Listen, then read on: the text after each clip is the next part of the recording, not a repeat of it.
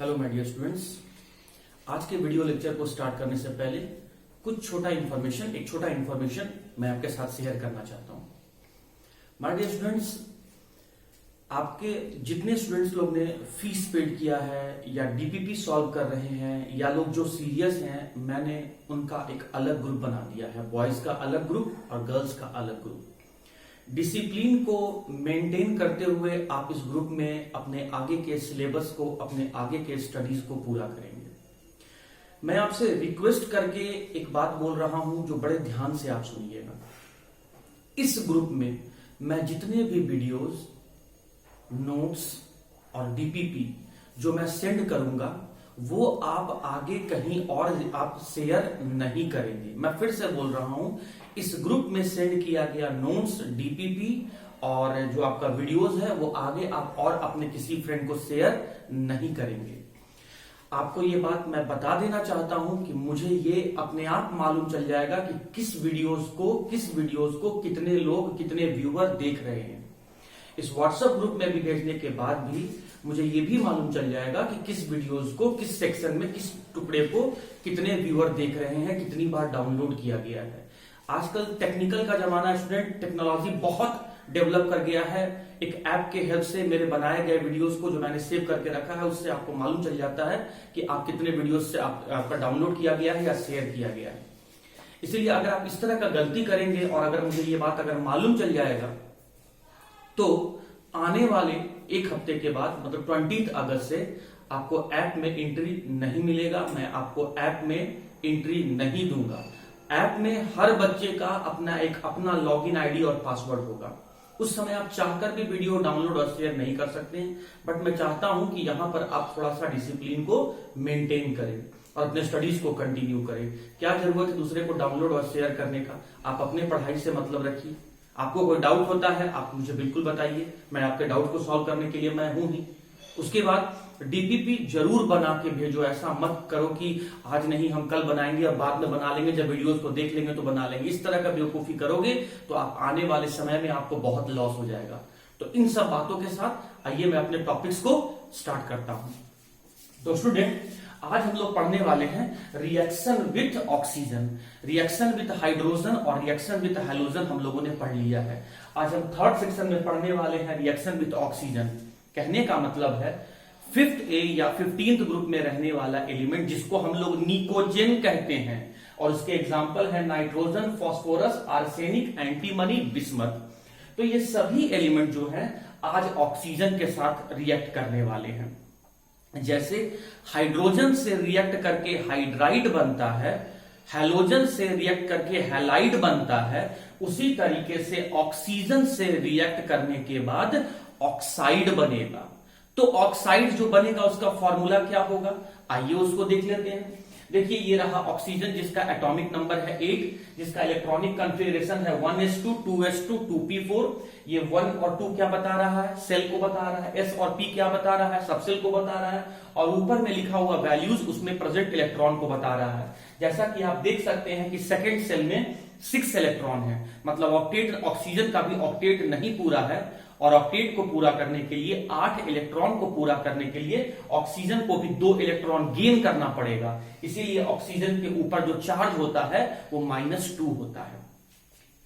इन सभी elements 5th ए group के comparison में ऑक्सीजन का इलेक्ट्रोनेगेटिविटी ज्यादा है, मतलब इलेक्ट्रॉन को पुल करने का, इलेक्ट्रॉन को गेन करने का टेंडेंसी ज्यादा है। तो ऑक्सीजन जब इलेक्ट्रॉन को गेन करेगा तो उस कंडीशन में ऑक्सीजन के ऊपर चार्ज क्या आएगा, नेगेटिव चार्ज, और उसके साथ वाला जो एलिमेंट जुड़ा हुआ रहेगा उसके ऊपर चार्ज क्या आएगा, पॉजिटिव चार्ज। तो आप जानते हैं कि निकोजेन जो ऑक्सीडेशन स्टेट शो करता है वो है -3, +3 और +5। लेकिन ये जितने भी निकोजेन्स हैं ये हाईली इलेक्ट्रोनेगेटिव एलिमेंट ऑक्सीजन के साथ जुड़ रहा है, जो कि यहां लिखा गया है। मैं इन सभी एलिमेंट के लिए सिंबल ई लिखा हूं। काई है ये, काई इलेक्ट्रोनेगेटिविटी को बताता है और यहां पर ये लिखा गया है कि इलेक्ट्रोनेगेटिविटी जो एलिमेंट का है, मतलब निकोजेन का है, वो कम है, या फिर जो इलेक्ट्रोनेगेटिविटी जो ऑक्सीजन का है वो इलेक्ट्रोनेगेटिविटी ऑक्सीजन का जो है वो ज्यादा है इन एलिमेंट्स के कंपैरिजन में। तो ऑब्वियस सी बात है कि ऑक्सीजन के ऊपर नेगेटिव चार्ज आएगा, तो ऑक्सीजन के ऊपर अगर नेगेटिव चार्ज आया तो इनके ऊपर चार्ज क्या आएगा, पॉजिटिव चार्ज आएगा। तो इसीलिए ऑक्सीजन के साथ जुड़कर ये सभी एलिमेंट या तो +3 ऑक्सीडेशन स्टेट शो करेंगे या तो +5 ऑक्सीडेशन स्टेट शो करेंगे। तो इन एलिमेंट्स के लिए मैं एक बार E मान लिया और इनके ऊपर चार्ज मैं यहां पर +3 दे दिया और +5 भी है। तो एक अगला केस में, सेकंड केस में मैं इसी एलिमेंट्स के लिए जिसका सिंबल मैं E लिखा हूं, इसके ऊपर मैं ऑक्सीडेशन स्टेट +5 कर दिया। अब ऑक्सीजन के साथ जुड़ रहे हैं तो ये इनके साथ मैं ऑक्सीजन को भी लिख दिया। और आप जानते हैं कि ऑक्सीजन का ऑक्सीडेशन स्टेट जो है वो -2 है। कैसे आया ये मैं बता दिया। तो ऑक्सीजन के ऊपर आ गया स्टूडेंट -2 चार्ज।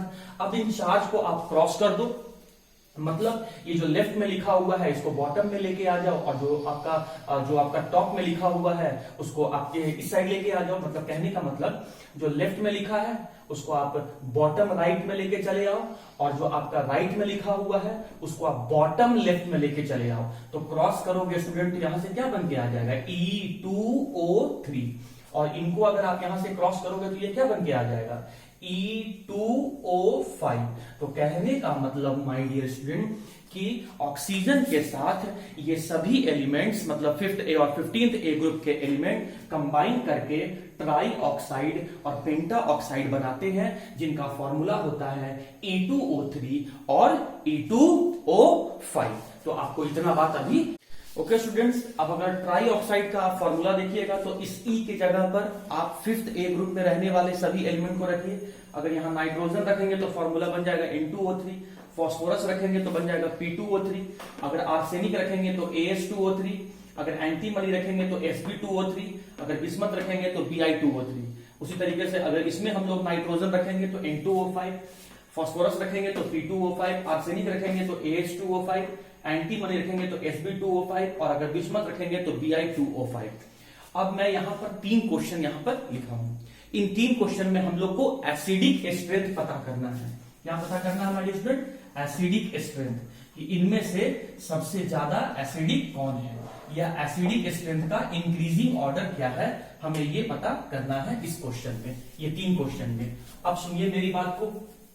देखिए पहले हम लोग क्या पढ़ते थे कि कोई भी सब्सटेंस वाटर के साथ रिएक्ट करके अगर H+ देता है, प्रोटॉन देता है, तो उसको हम लोग एसिडिक कहते थे। और जो वाटर में डिसोसिएट होकर OH- आयन देता है, हाइड्रोक्साइड आयन देता है, तो उसको हम लोग बेस कहते हैं। छोटे क्लासेस में यहां तक का डेफिनेशन सही लगता है, बट आप सिर्फ यही एक डेफिनेशन याद करके नहीं रखेंगे। तो आप क्या डेफिनेशन याद करके रखेंगे, तो आप लेविस साइंटिस्ट के द्वारा एसिड और बेस के लिए दिया गया डेफिनेशन आप याद रखेंगे। लेविस ने एसिड और बेस को डिफाइन किया था, वो आप याद रखेंगे। आप कैसे याद रखेंगे, तो वो लेविस ने एसिड को क्या कहा था, इलेक्ट्रॉन डिफिशियंट स्पीसीज। जो भी स्पीसीज इलेक्ट्रॉन डिफिशियंट होगा उसे हम लोग लेविस एसिड कहते हैं। और उसी तरीके से जो भी स्पीसीज इलेक्ट्रॉन इफिशियंट होगा उसे हम लोग लेविस बेस कहते हैं। इलेक्ट्रॉन इफिशियंट वाले को लेविस बेस और इलेक्ट्रॉन डिफिशियंट वाले को लेविस एसिड। हम लोग को यहां पर आज एसिडिक स्ट्रेंथ पढ़ना है, तो हम लोग एसिड पर फोकस करेंगे कि एसिड क्या होता है। तो लेविस के हिसाब से एसिड वो सब्सटेंस है जो इलेक्ट्रॉन डिफिशियंट है। आखिर कैसे पता चलेगा हम लोग को कि वो इलेक्ट्रॉन डिफिशियंट है, तो उसका ऑक्टेट नहीं पूरा होगा या फिर उसके ऊपर पॉजिटिव चार्ज का नंबर सबसे ज्यादा होगा। क्योंकि आप जानते हैं स्टूडेंट कि कोई भी स्पीसीज अगर इलेक्ट्रॉन को लूज करेगा तो उसके ऊपर पॉजिटिव चार्ज डेवलप हो जाएगा, पॉजिटिव चार्ज आ जाएगा।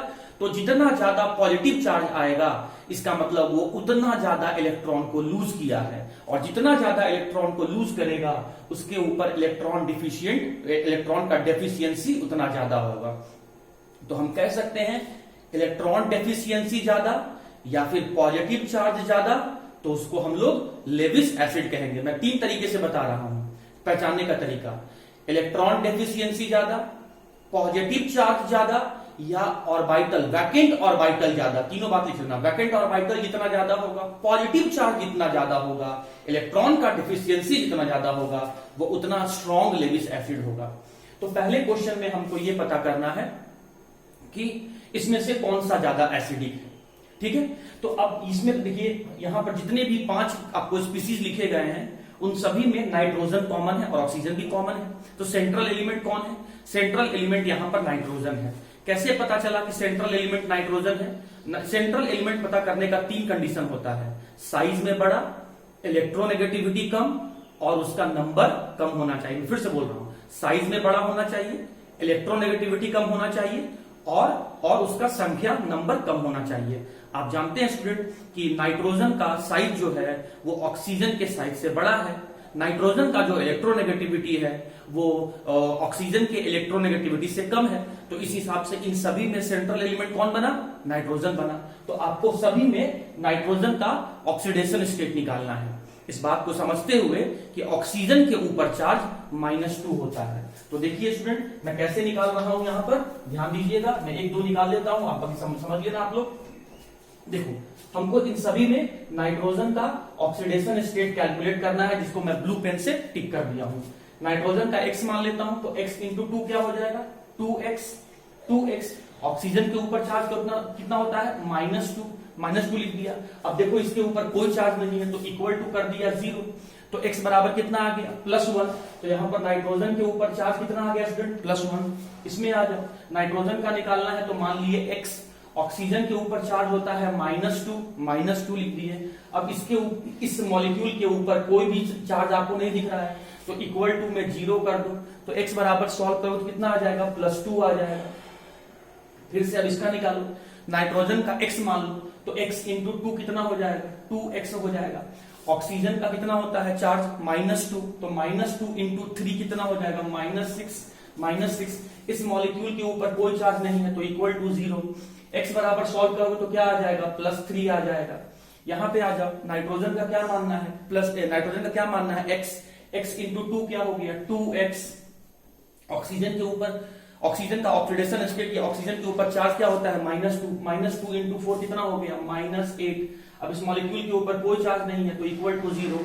x बराबर सॉल्व करेंगे तो क्या आ जाएगा? +4। उसी तरीके से जब आप तुम यहां नाइट्रोजन का निकालोगे तो ये क्या आ जाएगा? +5। मैंने क्या बोला था? इलेक्ट्रॉन डेफिशिएंसी जितना ज्यादा होगा, एसिडिक स्ट्रेंथ उतना ज्यादा होगा।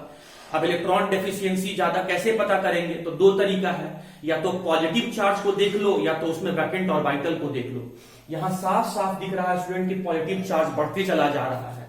इसने 1 इलेक्ट्रॉन लूज किया, इसने 2 इलेक्ट्रॉन लूज किया, इसमें नाइट्रोजन 3 इलेक्ट्रॉन लूज किया, इसमें नाइट्रोजन 4 इलेक्ट्रॉन को लूज कर दिया, और इसमें नाइट्रोजन 5 इलेक्ट्रॉन को लूज कर दिया। तो इस कंडीशन में इलेक्ट्रॉन सबसे ज्यादा लूज किया गया है। इस कंडीशन में इलेक्ट्रॉन का डेफिशिएंसी सबसे ज्यादा है, और इलेक्ट्रॉन का डेफिशिएंसी जितना ज्यादा होगा तो लेविस एसिड स्ट्रेंथ उतना ज्यादा होगा। तो सबसे ज्यादा एसिडिक कौन सा हुआ? पेंटा ऑक्साइड। उसके बाद कौन सा हुआ? Tetra oxide. उसके बाद कौन सा हुआ? Try oxide. उसके बाद कौन सा हुआ? Mono oxide.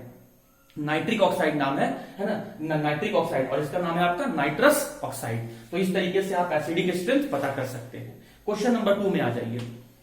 इस कंडीशन में भी हमको यहां पर सबसे पहले पता करना है कि सेंट्रल एलिमेंट कौन है। सेंट्रल एलिमेंट पहचानने का तरीका क्या है? आपको 3 तरीका बताया। साइज में बड़ा होना चाहिए, इलेक्ट्रोनेगेटिविटी कम होना चाहिए, और उसका नंबर कम होना चाहिए।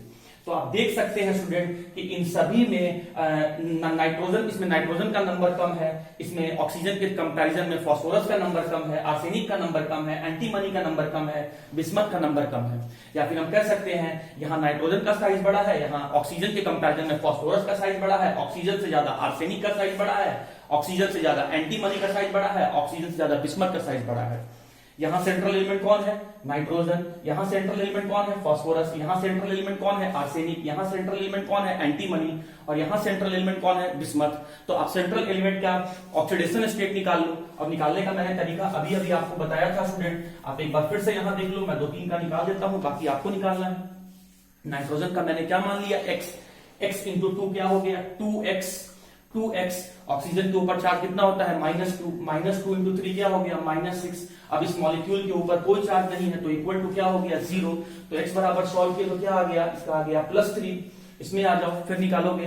फास्फोरस का कितना हो गया? x इंटू 2 क्या हो गया? 2x। ऑक्सीजन का कितना होगा? -2 इंटू 3 क्या हो गया? -6। इस मॉलिक्यूल के ऊपर कोई चार्ज नहीं है, इसीलिए इक्वल टू 0। तो सॉल्व किया तो क्या आ गया? +3। अब यहां भी आर्सेनिक का निकालोगे, ये भी आएगा +3। यहां भी एंटीमनी का निकालोगे तो ये भी आएगा +3। यहां भी बिस्मथ का निकालोगे, ये भी आएगा +3।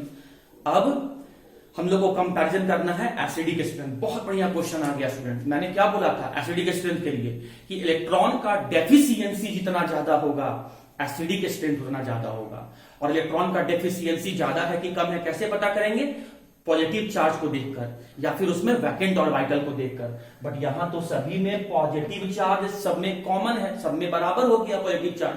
अब कैसे पता करेंगे? तो सुनो मेरी बात, देखो ठीक है पॉजिटिव चार्ज सब में आपका एक समान है, तो देखो कि पॉजिटिव चार्ज का डेंसिटी सबसे ज्यादा किसके ऊपर है, पॉजिटिव चार्ज का मात्रा सबसे ज्यादा किसके ऊपर है। इस बात को आप ऐसे समझ लो, जैसे स्टूडेंट आप मान लो कि मेरे पास ये 5 पेन है, ये 5 मार्कर रखा हुआ, समझना मेरी बात को। मैं इस मार्कर को 3 जगह रख रहा हूं, एक पॉकेट में रख रहा हूं, इसी 5 मार्कर को टेबल पर रखूंगा, और इसी 5 मार्कर को मैं बेड पर रखूंगा। बेड, टेबल और शर्ट का पॉकेट में से सबसे छोटा साइज किसका है? पॉकेट का साइज छोटा है, तो वहां पर जब मैं 5 पेन को रखूंगा तो पेन जो मेरा जो पॉकेट है वो भरा भरा दिखेगा। ठीक है, क्यों? यहां पर मेरा पॉकेट भरा भरा क्यों दिख रहा है? क्योंकि पॉकेट का साइज बहुत छोटा है, तो साइज जितना छोटा होगा वो उतना ज्यादा भरा भरा दिखेगा।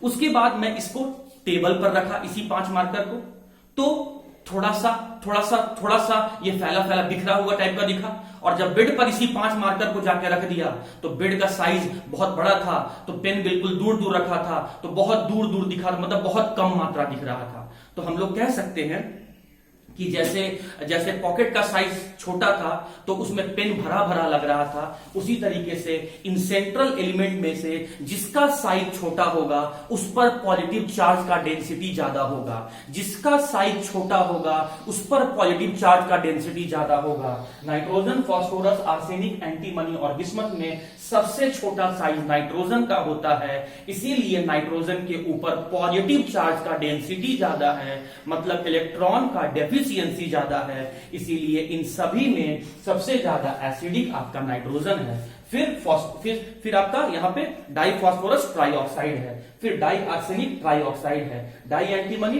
ट्राईऑक्साइड है, और सबसे कम आपका एसिडिक जो है वो Bi2O3 है, क्योंकि इन सभी में बिस्मथ का साइज बड़ा है, उसके ऊपर रखा हुआ पॉजिटिव चार्ज का डेंसिटी कम है, तो इलेक्ट्रॉन का डेफिशिएंसी कम और इसीलिए एसिडिक स्ट्रेंथ कम।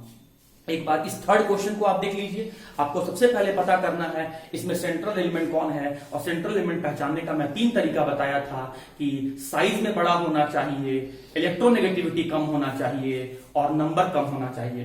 तो इस हिसाब से इसमें सेंट्रल एलिमेंट कौन है? नाइट्रोजन, इसमें फास्फोरस, इसमें आर्सेनिक, इसमें एंटीमनी और इसमें बिस्मथ। अब सेंट्रल एलिमेंट पता चल गया तो इस सेंट्रल एलिमेंट का हम लोग ऑक्सीडेशन स्टेट निकालते हैं। x इंटू 2 क्या हो गया? 2x।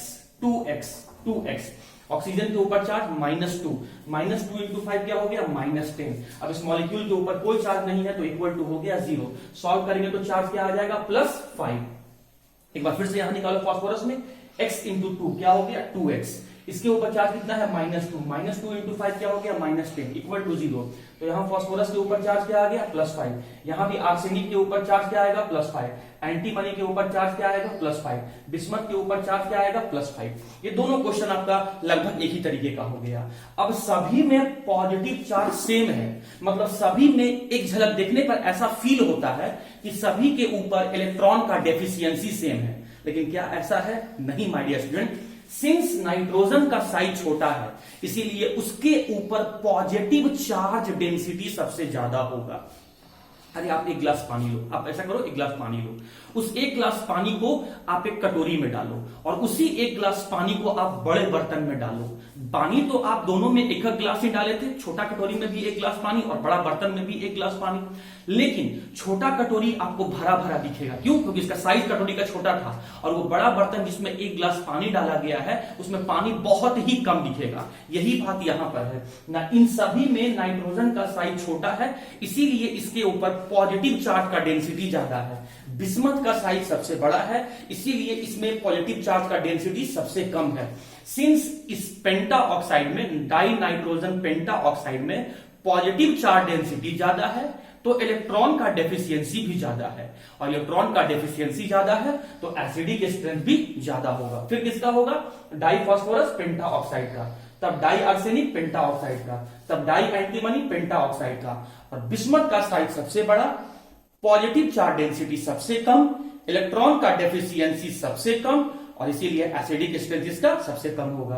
तो उम्मीद करता हूं इस तरीके का एसिडिक स्ट्रेंथ अगर निकालने के लिए एग्जाम में आता है तो आप बहुत आसानी से सॉल्व। तो एक और बहुत इंपॉर्टेंट क्वेश्चन आपके एकेडमिक पॉइंट ऑफ व्यू से मैं डिस्कस कर रहा हूं। क्वेश्चन कहता है कि Y NO2 डाइमेराइज to form N2O4। मतलब डाइमेराइज का मतलब होता है कि दो मॉलिक्यूल का आपस में जुड़ना। डाई का मतलब क्या होता है, टू, और मराइज का मतलब क्या होता है, कंबाइन करना।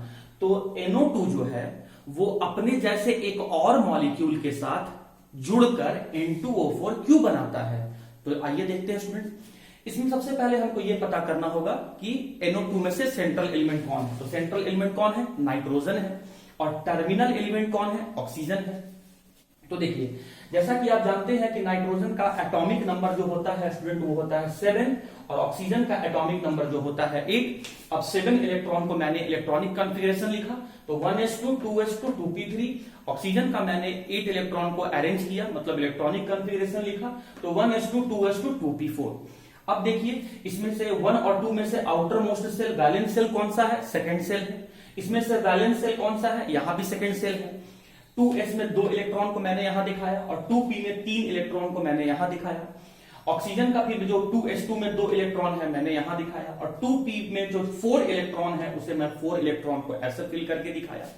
अब देखिए, 2p में 3 इलेक्ट्रॉन है, 3 इलेक्ट्रॉन 3 अनपेयर्ड इलेक्ट्रॉन है, तो इसमें पेयरिंग करने के लिए 3 इलेक्ट्रॉन और चाहिए। नाइट्रोजन के वैलेंस सेल में 5 इलेक्ट्रॉन है, ऑक्टेट नाइट्रोजन का पूरा नहीं है। ऑक्सीजन को नाइट्रोजन को 3 इलेक्ट्रॉन और चाहिए ऑक्टेट पूरा करने के लिए, और वो जो 3 इलेक्ट्रॉन को गेन करेगा वो किस में गेन करेगा, 2p के ऑर्बिटल्स में। उसी तरीके से ऑक्सीजन का एटॉमिक नंबर 8 है, उसके वैलेंस सेल में 6 इलेक्ट्रॉन है, और 6 इलेक्ट्रॉन कैसे सजे हुए हैं, 2s में 2 इलेक्ट्रॉन और 2p में जो है वो 4 इलेक्ट्रॉन। कितने अनपेयर्ड इलेक्ट्रॉन है, 2 अनपेयर्ड इलेक्ट्रॉन है। तो पेयरिंग करने के लिए और कितना इलेक्ट्रॉन चाहिए, पेयरिंग करने के लिए और 2 इलेक्ट्रॉन चाहिए, ऑक्टेट पूरा करने के लिए और 2 इलेक्ट्रॉन चाहिए। तो इसका मतलब अभी तो मोनो एटॉमिक फॉर्म में नाइट्रोजन और ऑक्सीजन दोनों यहां पर अनस्टेबल है, क्योंकि ना तो नाइट्रोजन का ऑक्टेट पूरा है और ना ही ऑक्सीजन का ऑक्टेट पूरा है। नाइट्रोजन को भी स्टेबल होने के लिए बॉन्ड बनाना पड़ेगा और ऑक्सीजन को भी स्टेबल होने के लिए बॉन्ड बनाना पड़ेगा। जहां नाइट्रोजन को 3 इलेक्ट्रॉन का रिक्वायरमेंट है वहीं ऑक्सीजन को 2 इलेक्ट्रॉन का रिक्वायरमेंट है। तो देखिए नाइट्रोजन कैसे अपना बॉन्ड फॉर्मेशन कर रहा है, बॉन्ड फॉर्मेशन में कैसे पार्टिसिपेट करके पहले NO2 मॉलिक्यूल बना रहा है।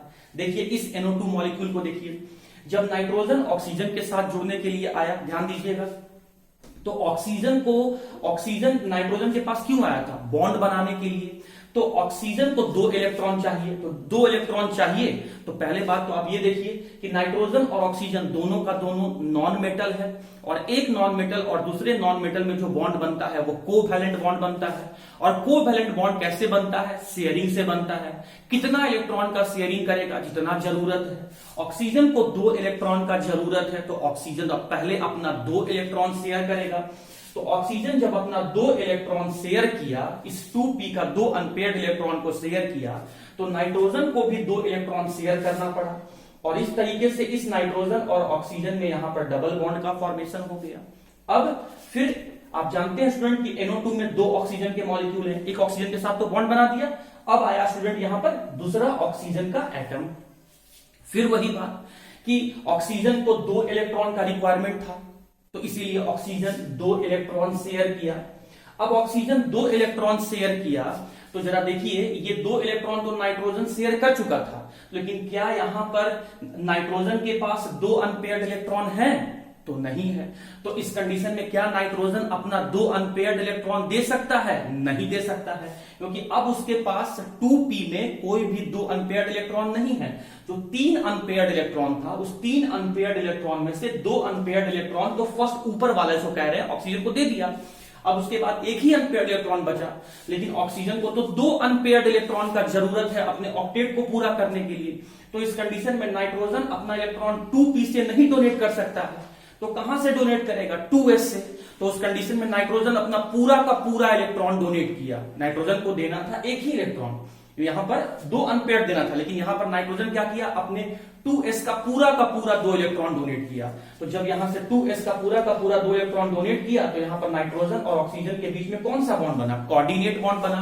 जहां पर नाइट्रोजन डोनर है वहां पर ऑक्सीजन एक्सेप्टर है।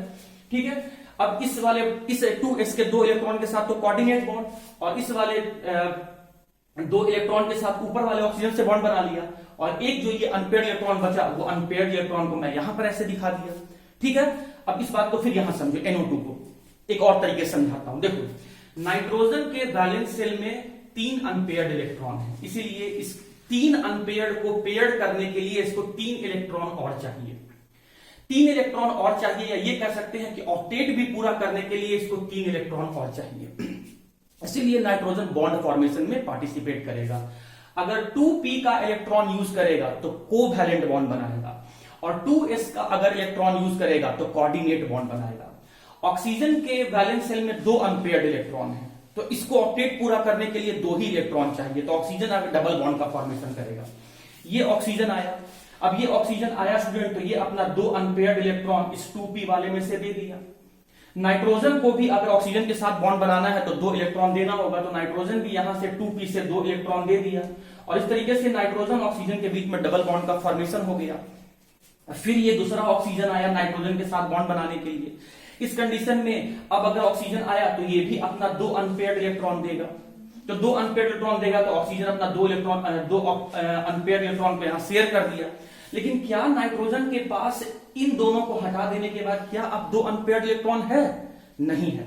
तो उस कंडीशन में क्या नाइट्रोजन 2 अनपेयर्ड इलेक्ट्रॉन दे पाएगा? नहीं दे पाएगा। तो अब क्या करेगा? तो उस कंडीशन में नाइट्रोजन अपना 2s का दोनों इलेक्ट्रॉन उठा के दे देगा, जो कि पेयर्ड है, पूरा उठा के देगा। तो जब नाइट्रोजन यहां 2s से 2 इलेक्ट्रॉन दिया तो इस कंडीशन में नाइट्रोजन ऑक्सीजन के बीच में कोऑर्डिनेट बॉन्ड का फॉर्मेशन होगा। ठीक है, कोऑर्डिनेट बॉन्ड का फॉर्मेशन हुआ, और ये जो 2p का 1 इलेक्ट्रॉन बच गया उसको मैंने यहां पर दिखा दिया। अब जरा काउंट करो, देखो यहां पर 4 इलेक्ट्रॉन, यहां पर 2 इलेक्ट्रॉन, 6 इलेक्ट्रॉन, और यहां 1 unpaired electron, total unpaired, total यहां पर इलेक्ट्रॉन कितना हो गया नाइट्रोजन के चारों तरफ? 7 इलेक्ट्रॉन। देखो काउंट करो ना, 2 2 4 2 6 और 1 7, तो यहां पर नाइट्रोजन के पास 7 इलेक्ट्रॉन हो गया। And as we know that 7 is an odd number, तो NO2 में नाइट्रोजन के पास 7 इलेक्ट्रॉन होता है। NO2 में सेंट्रल एलिमेंट नाइट्रोजन के पास 7 इलेक्ट्रॉन होता है, जो कि एक ऑड नंबर ऑफ इलेक्ट्रॉन है। इस कारण से नाइट्रोजन का ऑक्टेट पूरा नहीं होता है, और NO2 में नाइट्रोजन अनस्टेबल होता है। तो NO2 मॉलिक्यूल अपने जैसा एक और NO2 मॉलिक्यूल के साथ जुड़ता है, जहां पर पहले NO2 मॉलिक्यूल में नाइट्रोजन के पास अनपेयर्ड इलेक्ट्रॉन, और दूसरे NO2 मॉलिक्यूल में नाइट्रोजन के पास अनपेयर्ड इलेक्ट्रॉन, दोनों इलेक्ट्रॉन को शेयर करके एक यहां पर कोवैलेंट बॉन्ड का फॉर्मेशन करता है। इस कोवैलेंट बॉन्ड के फॉर्मेशन से नाइट्रोजन का भी ऑक्टेट पूरा हो जाता है। काउंट कीजिए, 2 4 6 और 2 8। आप देख सकते हैं इस नाइट्रोजन, ये फर्स्ट नाइट्रोजन का ऑक्टेट पूरा हो गया। यहां भी देख सकते हैं 2 4 6 और ये 2 इलेक्ट्रॉन, ये और यहां पर ऑक्टेट हो गया, मतलब ये आपका राइट वाले नाइट्रोजन का भी ऑक्टेट पूरा हो गया। मतलब N2O4 में नाइट्रोजन के वैलेंस शेल में 8 इलेक्ट्रॉन हो जाता है, इवन नंबर ऑफ इलेक्ट्रॉन हो जाता है, कंप्लीट ऑक्टेट हो जाता है, और वो स्टेबल हो जाता है। तो NO2 मॉलिक्यूल N2O4 मॉलिक्यूल में क्यों कन्वर्ट हुआ? NO2 मॉलिक्यूल अपने जैसा एक और NO2 मॉलिक्यूल के साथ जुड़कर कंबाइन करके N2O4 मॉलिक्यूल क्यों बनाया? क्योंकि NO2 मॉलिक्यूल में सेंट्रल एलिमेंट नाइट्रोजन के वैलेंस शेल में 7 इलेक्ट्रॉन होता है, ऑड नंबर ऑफ इलेक्ट्रॉन होता है, इनकम्प्लीट ऑक्टेट होता है और अनस्टेबल होता है। तो अपने अनस्टेबिलिटी को हटाने के लिए या अनस्टेबल से स्टेबल बनने के लिए, इनकम्प्लीट ऑक्टेट से कंप्लीट ऑक्टेट में कन्वर्ट करने के लिए, ऑड नंबर ऑफ इलेक्ट्रॉन से इवन नंबर ऑफ इलेक्ट्रॉन में कन्वर्ट करने के लिए, वैलेंस शेल में 7 इलेक्ट्रॉन से 8 इलेक्ट्रॉन में कन्वर्ट करने के लिए पहला NO2 मॉलिक्यूल दूसरे NO2 मॉलिक्यूल से कंबाइन करता है, या 2 NO2 मॉलिक्यूल का कंबाइन करता है, डाइमराइज करता है, और N2O4 मॉलिक्यूल का फॉर्मेशन करता है। तो उम्मीद करता हूं स्टूडेंट ये बात आपको समझ। ओके स्टूडेंट्स, तो आज बहुत अच्छे अच्छे क्वेश्चंस हम लोग डिस्कस कर रहे हैं। पहले हम लोग 3 एसिडिक स्ट्रेंथ डिस्कस किए, फिर हम लोग ये भी देखे 4th क्वेश्चन में कि NO2 डाइमराइज करके N2O4 क्यों बनाया। अब मैं आता हूं 5th नंबर ऑफ क्वेश्चन में, जहां पर आपको बताना है नाइट्रोजन का कोवैलेंसी किसमें? N2O4 और N2O5 में। नाम क्या है? Die nitrogen tetra oxide, die nitrogen पेंटा ऑक्साइड। तो कहता है कि डाई नाइट्रोजन टेट्रा ऑक्साइड और डाई नाइट्रोजन पेंटा ऑक्साइड में नाइट्रोजन का कोवैलेंसी क्या है। ठीक है भाई, तो पहले समझो तुम कि कोवैलेंसी होता क्या है। तो देखो ना स्टूडेंट क्या लिखा हुआ है, टोटल नंबर ऑफ बॉन्ड। आपको पता करना है कि कितना बॉन्ड बनाया है वो कौन? Formed by atom. जिस एटम का कोवैलेंसी पूछ रहा है आप देख लो कि वो कितना बॉन्ड बनाया है। एक मॉलिक्यूल के अंदर में एटम कितना बॉन्ड बनाया है, टोटल कितना बॉन्ड बनाया है। तो जितना टोटल बॉन्ड बनाया होगा उसका वही कोवैलेंसी होगा। ये मैं यहां पर N2O4 और यहां पर मैं N2O5 बनाया। स्टूडेंट्स, मैं एक बात पहले आपको ये समझा देता हूं, स्ट्रक्चर बनाना मैं आपको सिखाऊंगा, आप बिल्कुल नहीं घबराएं। मैं 1-2 क्लास के बाद आपको स्ट्रक्चर बनाना बताऊंगा। स्ट्रक्चर जब मैं सिखाऊंगा तो उसके बाद आप किसी भी मॉलिक्यूल का स्ट्रक्चर बनाना आप सीख जाएंगे। बस प्रैक्टिस करना होगा, सीरियस रहना होगा, डिसिप्लिन वे में रहना होगा। मेरी बातों जो मैं कह रहा हूं उसको समझना होगा। मेरे वीडियोस को शेयर नहीं करें, मेरे वीडियोस को उन स्टूडेंट के साथ डिस्कस नहीं करें जो अभी तक ग्रुप में नहीं जुड़े। अगर आप ऐसा करते हुए पकड़े गए और मुझे मालूम चल गया तो मैं आपको बिना पूछे आपको ग्रुप से निकाल दूंगा और फिर मैं ऐप में आपको नहीं जोड़ूंगा, जो 20 अगस्त से ऐप स्टार्ट होने वाला है। क्या? चलिए आइए सुनिए। चलिए, हमसे क्या पूछा गया भाई, नाइट्रोजन का कोवैलेंसी बताओ। चलो इस नाइट्रोजन को देखो राइट हैंड साइड वाले में, कितना बॉन्ड बनाया है? 1 2 3 4, मतलब कोवैलेंसी 4 है। इसका देखो कितना बॉन्ड बनाया है, 1 2 3 4। मतलब चाहे फर्स्ट नाइट्रोजन को देख लो, चाहे सेकंड नाइट्रोजन को देख लो, चाहे लेफ्ट नाइट्रोजन को देख लो, चाहे राइट नाइट्रोजन को देख लो, वो 4 बॉन्ड बनाया है टोटल। इसलिए नाइट्रोजन का कोवैलेंसी यहाँ 4 है। यहां चेक करो नाइट्रोजन कितना बॉन्ड बनाया है, 1 2 3 4 ही बॉन्ड बनाया नाइट्रोजन। अब राइट वाला नाइट्रोजन को देखो कितना बॉन्ड बनाया है, देखो ये 1, ये 2, ये 3 और ये 4।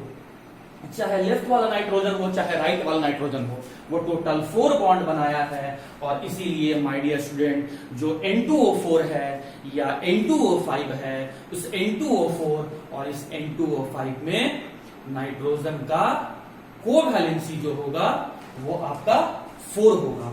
और स्ट्रक्चर बनाना मैं आपको सिखाऊंगा, लेकिन फिलहाल अभी आप ऐसे ही निकालने का तरीका सीखे कि बस मुझे नंबर ऑफ बॉन्ड काउंट कर देना है तो कोवैलेंसी तुरंत इजीली वे में देखा जाए। स्टूडेंट, तो आज का क्लास बहुत इंपॉर्टेंट है क्योंकि हम लोग आज बहुत कुछ नया नया सीख रहे हैं और जैसे जैसे पी ब्लॉक का आप डेप्थ में जाइएगा ना, वैसे वैसे आपको और ज्यादा मजा आएगा, कंसेप्चुअली स्ट्रांग होते जाइएगा।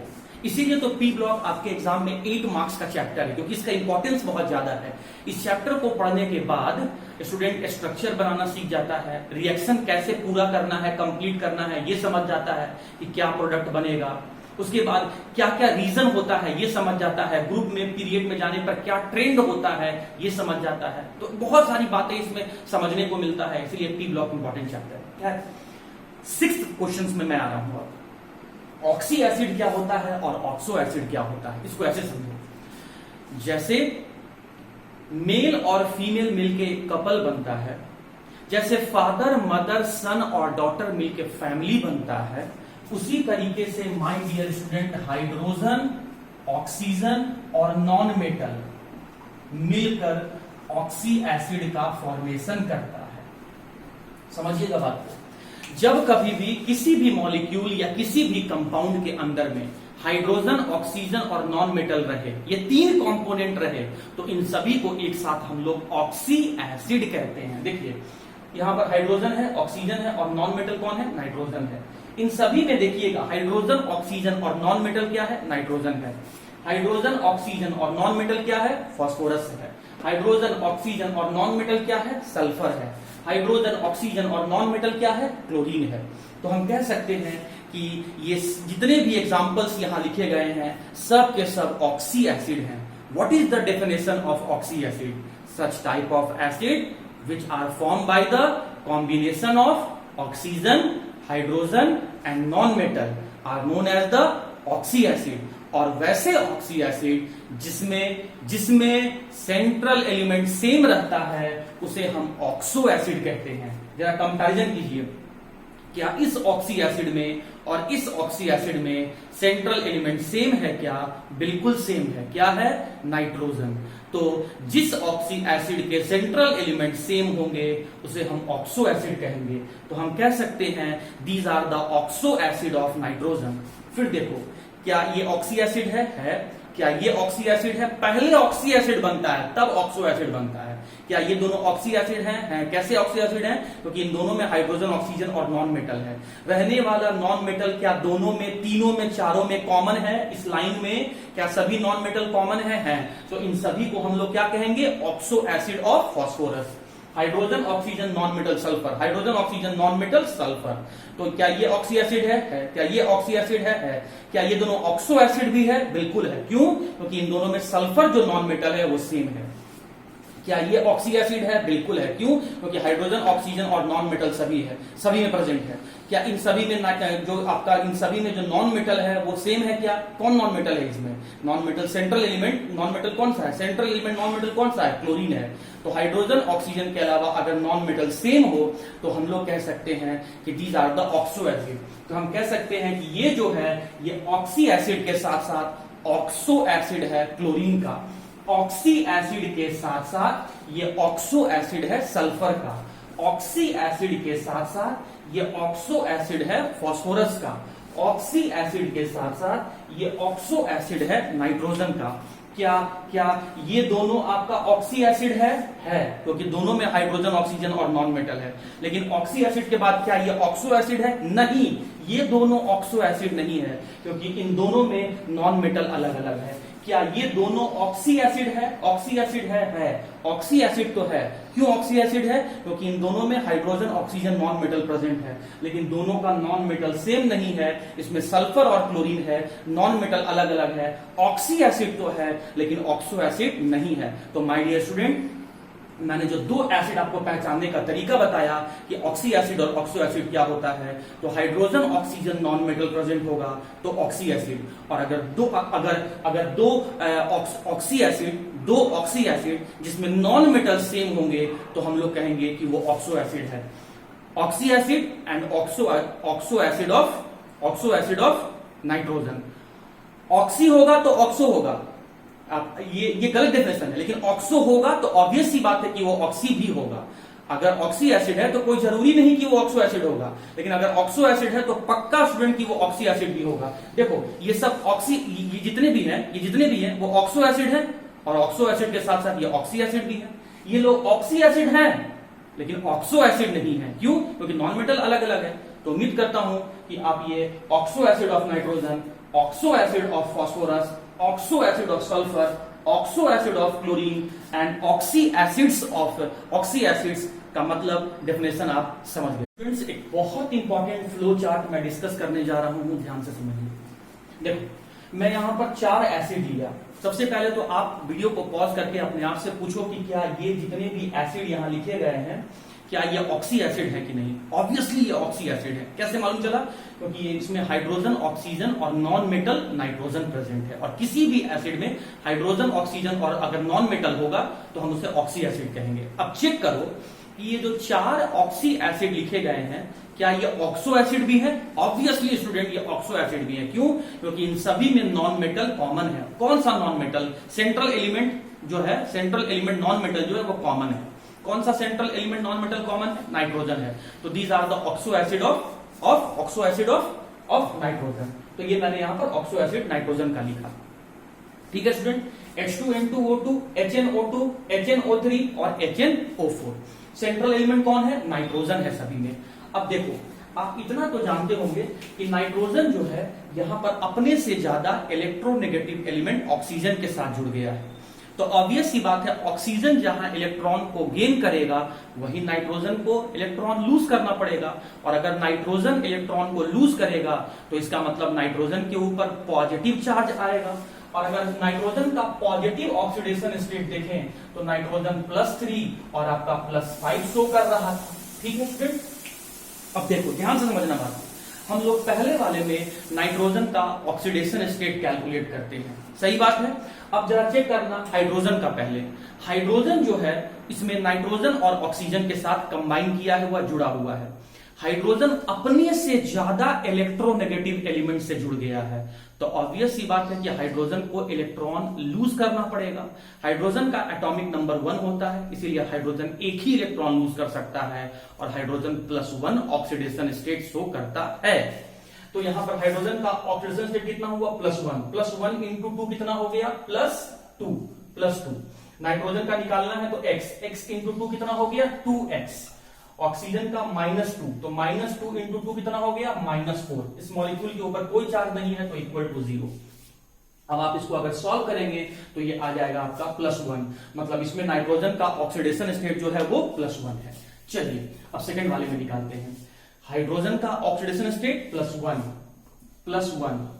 क्यों शो किया, क्योंकि उसके पास एटॉमिक नंबर 1 है, तो एक ही इलेक्ट्रॉन है, तो वो लूज भी एक ही कर सकता है और गेन भी एक ही कर सकता है। लेकिन हाइड्रोजन जो है वो अपने से ज्यादा इलेक्ट्रोनेगेटिव एलिमेंट नाइट्रोजन ऑक्सीजन के साथ जुड़ा हुआ है, अपने से ज्यादा ताकतवर एलिमेंट के साथ जुड़ा हुआ है। तो इस कंडीशन में हाइड्रोजन को इनके साथ जुड़ने पर अपने इलेक्ट्रॉन को लूज करना होगा और इसीलिए हाइड्रोजन +1 ऑक्सीडेशन स्टेट शो करता है। तो हाइड्रोजन का हो गया +1, नाइट्रोजन का x एक ही है तो x लिख दिए। ऑक्सीजन का -2 इंटू 2 कितना हो गया, -4। इस मॉलिक्यूल के ऊपर कोई चार्ज नहीं है तो इक्वल टू 0। आप इसको सॉल्व करेंगे तो ये आएगा आपका +3, मतलब नाइट्रोजन का ऑक्सीडेशन स्टेट +3। चलिए अब थर्ड वाले में निकालिए। हाइड्रोजन का ऑक्सीडेशन स्टेट 1, नाइट्रोजन का x, ऑक्सीजन का -2 इंटू 3 कितना हो गया, -6। इस मॉलिक्यूल के ऊपर कोई चार्ज नहीं है तो इक्वल टू 0। सॉल्व करें तो कितना आएगा, ऑक्सीडेशन स्टेट +5। इसमें निकालते हैं स्टूडेंट लास्ट वाले में।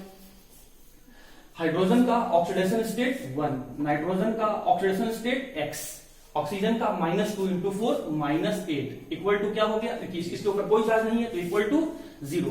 सॉल्व करने पे कितना आएगा, +7।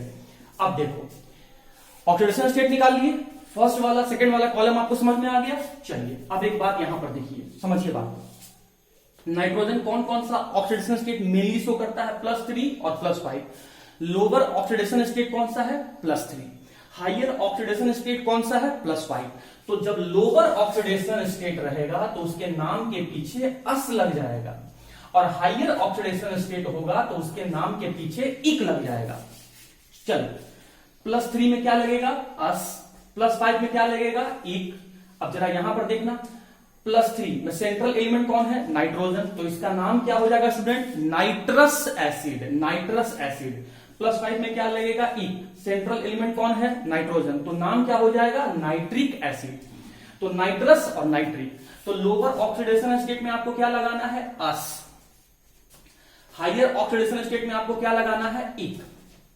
मतलब +3 वाले में अस लगा दिए, यहां लिख दिए +3 वाले में अस, +5 वाले में इक। मान लो कि +5 से भी ज्यादा ऑक्सीडेशन स्टेट शो कर दिया तो उसके नाम में आपको लगाना है स्टूडेंट पर का मतलब होता है परऑक्सी लिंकेज, और परऑक्सी लिंकेज का सिंबल होता है oxygen linked with single bond. आप देख सकते हैं यहां परऑक्सी लिंकेज प्रेजेंट है और इसीलिए इसके नाम में लगेगा पर। तो जब कभी हाईएस्ट ऑक्सीडेशन स्टेट रहेगा तो पर।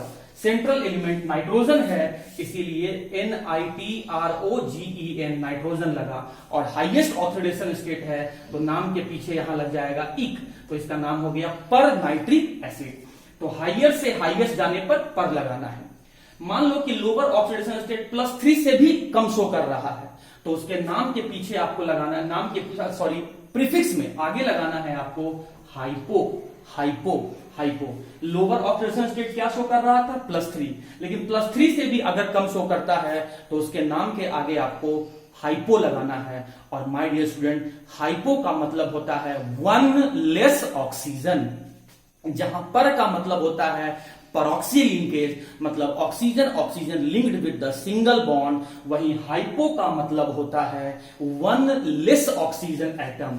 आप जरा कंपैरिजन करके देखेंगे स्टूडेंट तो यहां पर 2 नाइट्रोजन के साथ 2 ऑक्सीजन है और यहां 1 नाइट्रोजन के साथ 2 ऑक्सीजन है। तो तो ऑब्वियसली एक नाइट्रोजन के साथ तो यहां 2 ऑक्सीजन है और यहां एक नाइट्रोजन के साथ मात्र एक ही ऑक्सीजन का एटम है। तो ऑब्वियस सी बात है यहां एक ऑक्सीजन एटम कम है, इसीलिए यहां पर वर्ड हाइपो लगा।